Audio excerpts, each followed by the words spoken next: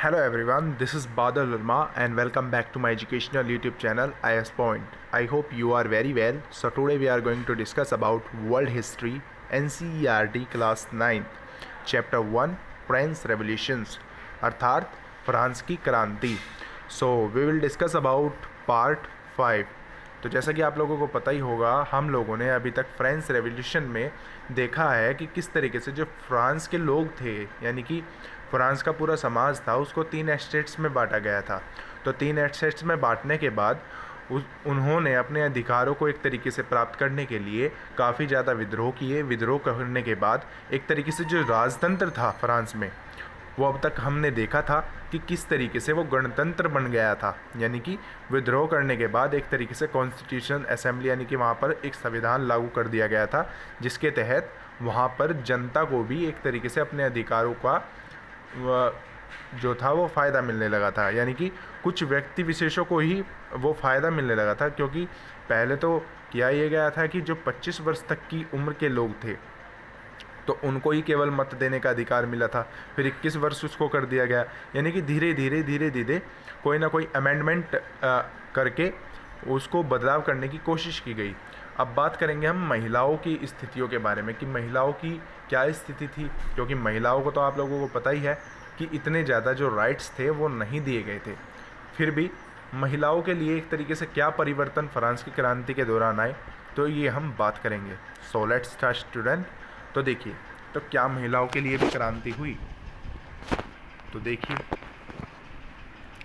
पहले हम चित्र में पढ़ लेते हैं, क्योंकि हमें चित्र से पता चल जाता है कि क्या इसमें बताने की कोशिश करेगा या क्या है बताया गया है इसमें. तो देखिए, तो वर्सराय की ओर कूच करती पेरिस की औरतें. तो देखिए, ये चित्र अक्टूबर 1789 की घटना की कई चित्रों में से एक है. तो उस दिन महिला पेरिस में वर्सराय जाकर राजा को अपने साथ लौटी थी. तो देखिए, तो राजा को अपने साथ ये लौटी थी. ये सभी महिलाएं आप देख पा रहे होंगे. तो चलिए अब बात करते हैं. तो महिलाएं शुरू से ही फ्रांसीसी समाज में इतने अहम परिवर्तन लाने वाली गतिविधियों में सक्रिय रूप से शामिल थी. तो उन्हें उम्मीद थी कि हमारी भागीदारी क्रांतिकारी सरकार को उनका जीवन सुधारने हेतु ठोस कदम उठाने के लिए प्रेरित करेगी. तो तीसरे एस्टेट्स के अधिकांश जो महिलाएं थी वो जीविका निर्वाह के लिए काम करती थी. वे सिलाई, बुनाई, कपड़े धुलाई आदि जितने भी एक तरीके से अपनी जीवनचर्या को चलाने के काम होते थे, वो सभी काम जो थी वो करती थी. तो जो बहुत सारी महिलाएं थी वो वैश्यावर्ती भी थी. अधिकांश महिलाओं के पास पढ़ाई लिखाई तथा व्यावसायिक प्रशिक्षण के मौके नहीं थे. केवल कुलीनों को लड़कियों अथवा तीसरे स्टेट्स के धनी परिवारों की लड़कियों ही कॉन्वेंट में पढ़ पाती थी. यानी कि कुलीन वर्ग और तीसरे स्टेट्स में जो धनी परिवार और पढ़े लिखे परिवार होते थे, उनकी बेटियां ही एक तरीके से पढ़ पाती थी. कहाँ पर? कॉन्वेंट्स में. तो कॉन्वेंट से आपको डाउट्स ना हो, एक ये फ्रेंच वर्ड है. तो कॉन्वेंट इसको कहा जाता है, एक फ्रेंच वर्ड है ये. ऑलराइट. तो देखिए, तो जैसा खाना पकाना, पानी लाना, लाइन लगाकर पाव रोटी लाना और बच्चों की देखरेख करना, उन सभी मजदूर पुरुषों की तुलना में कम थी. तो महिलाओं ने अपने हितों में हिसायत करने पर चर्चा करने के लिए खुद के राजनीतिक क्लब शुरू कर दिए और अखबार निकाले. तो फ्रांस के लिए विभिन्न नगरों में महिलाओं का लगभग 60 क्लब अस्तित्व में आए थे. तो क्लब उन्होंने एक तरीके से जो थे वो बनाने शुरू कर दिए थे. तो इसमें देखिए, तो सबसे एक तरीके से प्रमुख जो क्लब था, यानी कि मशहूर क्लब कौन सा था? The society of revolutionary and Republican women. तो सबसे मशहूर ये उस समय का क्लब था 60 क्लबों में से. तो उनकी एक प्रमुख मांग थी कि जो महिलाएं हैं वो पुरुषों को समान राजनीतिक अधिकार प्राप्त होने चाहिए. तो महिलाएं इस बात से निराश हुई कि 1791 यानी कि 1791 के संविधान में उनको निष्क्रिय नागरिक का जो है वो दर्जा दे दिया जाए. तो महिलाओं ने मताधिकार, असेंबली के लिए चुने जाने तक तथा राजनीति पदों की मांग रखी. उनका मानना था कि तभी नहीं सरकार के हितों का प्रतिनिधित्व हो पाएगा. तो देखिए, एक तरीके से वो अपने लिए अधिकार चाहते थे. यानी कि महिलाओं को भी लगता था कि कहीं ना कहीं उनके साथ भेदभाव हो रहा है, उनका कहीं ना कहीं शोषण हो रहा है. तो उसके विरुद्ध उन्होंने एक तरीके से आवाज़ उठाई. तो आवाज़ उठाकर वो चाहती थी कि कहीं ना कहीं उनको भी कोई ना कोई पद या कोई ना कोई मताधिकार दे दिया जाए. तो देखिए, तो प्रारंभिक वर्षों में क्रांतिकारी सरकार ने महिलाओं के जीवन में सुधार लाने वाले कुछ कानून लाए. तो सरकारी विद्यालयों की स्थापना के लिए ही लड़कियों के लिए स्कूली शिक्षा को अनिवार्य बना दिया गया. तो देखिए, तो इतना विद्रोह करने के बाद, इतना आंदोलन करने के बाद एक तरीके से उनको पढ़ने लिखने की जो थी वो छूट मिल गई, यानी कि एक तरीके से लड़कियों की शिक्षा को अनिवार्य बना दिया गया गवर्नमेंट के द्वारा। तो अब पिता उन्हें भी अपनी मर्जी के खिलाफ शादी के लिए बाध्य नहीं कर सकते थे, यानी कि उनके जो फैमिली वाले थे वो उनके शादी के लिए बाध्य नहीं कर सकते थे। शादी को स्वैच्छिक अनुबंध माना गया, यानी कि स्वयं की इच्छा से। तो देखिए, तो नागरिक कानूनों को तहत उसके पंजीकरण किया जाने लगा और तलाक को कानूनी रूप से दिया गया और मर्द औरतें दोनों को ही इसकी अर्जी देने का अधिकार दिया गया। तो एक तरीके से जो शादी का भी अधिकार था वो भी एक तरीके से सरकारी हिसाब में ही रखा गया, और जो तलाक देने का अधिकार होता था तो तलाक देने का अधिकार भी दोनों की इच्छा से ही किया गया। ये नहीं कि जैसे आप मान लीजिए अभी एक इंडिया में भी काफ़ी ज़्यादा इशू चला था ट्रिपल तलाक को लेकर के। तो ट्रिपल तलाक को लेकर के होता क्या था कि अगर मुस्लिम्स में तलाक तलाक तलाक इस तरीके से बोल दिया जाता था तो एक तरीके से वो तलाक मान लिया जाता था, परंतु एक तरीके से पूरा का पूरा गैरकानूनी था। पर इसको कानूनी बनाने के लिए एक तरीके से डॉक्यूमेंट्री इसको बना दिया गया, यानी कि दस्तावेजों के हिसाब से ही वो तलाक माना जाएगा, जैसे कि यहाँ से हम देख सकते हैं। वैसे इंडिया में मोस्टली जितने भी कोर्ट मैरिज के बारे में आपने सुना होगा, लीला के बारे में भी आपने सुना होगा। एक लीला के तहत मतलब ये भी शादी ही कराई जाती है, तो इसमें ये सभी मामले हमें देखने को मिलते हैं। तो देखिए, तो फिर भी राजनीतिक अधिकारों के लिए महिलाओं को संघर्ष जारी था। तो आतंक राज के दौरान सरकार ने महिला क्लबों को बंद करने और उनकी राजनीतिक गतिविधियों पर प्रतिबंध लगाने वाला कानून जो था वो लागू किया। तो कई जानी मानी महिलाओं को गिरफ्तार कर लिया गया और उसमें से कुछ को फांसी पर भी चढ़ा दिया गया। तो देखिए, एक तरीके से कहीं ना कहीं जो फ्रांस का संविधान है कहीं ना कहीं हमें अच्छा भी दिखता है और कहीं ना कहीं बुरा भी, क्योंकि एक कठोर मृत्युदंड के रूप में उनको ये दे दिया जाता था कि फांसी पर ही चढ़ा दिया जाता था।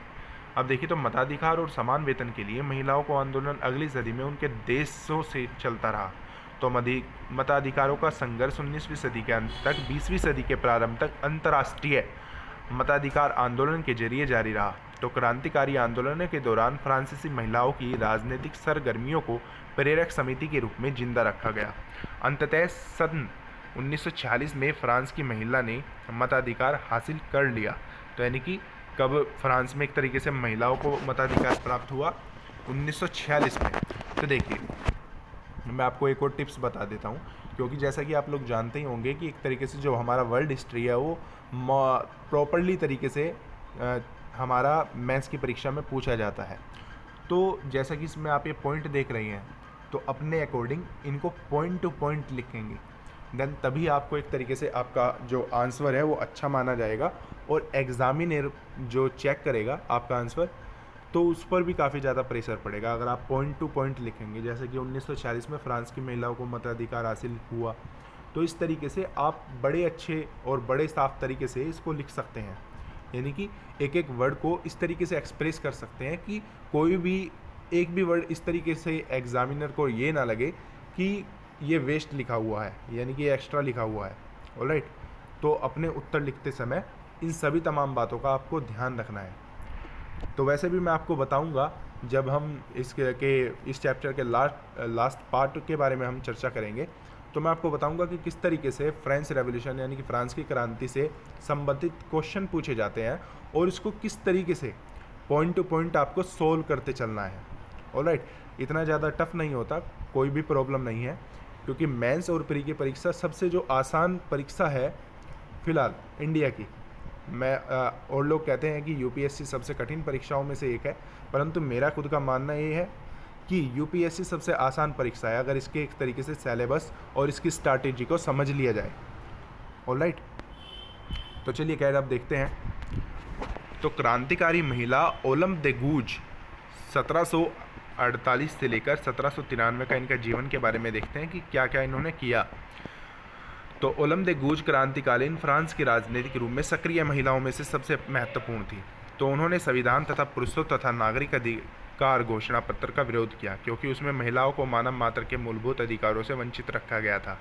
इसलिए उन्होंने सन 1791 में महिला एवं नागरिक अधिकार घोषणा पत्र जारी किया और महारानी को नेशनल असेंबली के सदस्यों के पास मांग करते हुए भेजा और इस पर कार्रवाई कराई गई।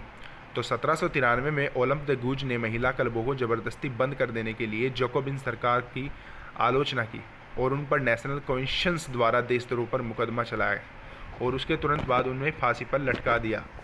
तो देखिए, तो इस तरीके से इनको फांसी पर लटका दिया गया था। फिर एक स्रोत ये आपको देखने को मिल सकता है, इसमें भी काफ़ी ज़्यादा ऑथेंटिक नॉलेज होती है, जिसको आप खुद पढ़ेंगे और स्वयं पढ़ने के बाद इसको कमेंट बॉक्स में बताएंगे कि आपको इस स्रोत से क्या समझ में आया और ये आप अपने उत्तर में किस तरीके से इस्तेमाल करेंगे। ऑलराइट, तो चलिए अब आगे देखते हैं। तो इस स्रोत के बारे में भी देख लीजिए। तो इस स्रोत के बारे में भी आप लोगों को यही बताना है, ये भी आपका होमवर्क है, जिसको आपको कमेंट बॉक्स में लिखना है कि किस तरीके से आप इसको उत्तर में एक तरीके से नोट बना करके लिख सकते हैं। तो देखिए, तो बेकरी की दुकान पर कतारों में महिलाएं किस तरीके से खड़ी रहती थी, ये आप देख पा रहे होंगे। तो इसी के साथ आज की हमारी ये पार्ट जो है वो ख़त्म होता है। कल फिर हम अपने लास्ट पार्ट के बारे में बात करेंगे। तो कल हम बात करेंगे दास प्रथा का उन्मूलन, यानी कि महिलाओं की स्थिति के बाद जो दास प्रथा थी, दासों के बारे में आपने सुना ही होगा। तो दासों की जो प्रथा था उसका किस तरीके से उसका विरोध किया गया और उसको हटा दिया गया था। ऑलराइट, तो आई होप कि आपको ये वीडियो अच्छी लगी होगी। अगर आपको ये वीडियो अच्छी लगी है तो वीडियो को लाइक शेयर कमेंट करना ना भूलें। इसी के साथ हैव ए गुड डे। जय हिंद।